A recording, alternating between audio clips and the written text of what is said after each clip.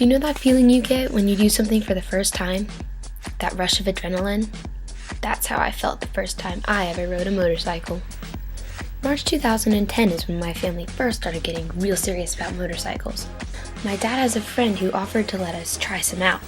We drove to my dad's friend's house, and when we got there, he was waiting for us in the yard with the motorcycle ready to go.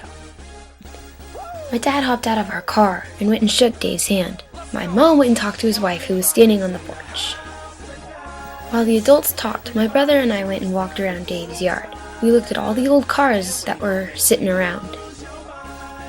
After a 20-minute conversation, my dad was ready to try out one of the motorcycles.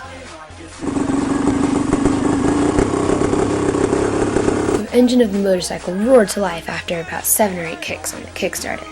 My dad rode it around the yard for a little bit and then offered for my mom to hop on with him. After a bit of persuasion, my mom hopped on the bike with him. He drove her around the front of the yard and up and down the street. A little later, my dad offered if I wanted to go on, but I never got the chance to that day. A few days later, my dad pulled in the driveway of our home with a red European motorcycle. It needed some help getting started, but we eventually got it running. "Hop on," I remember my dad saying. I did as he said.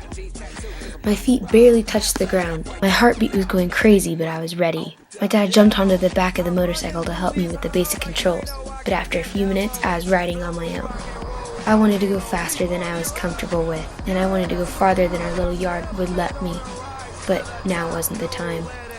I rode for what felt like hours and didn't stop smiling for as long as I was on the bike. Now, riding is no big deal for me.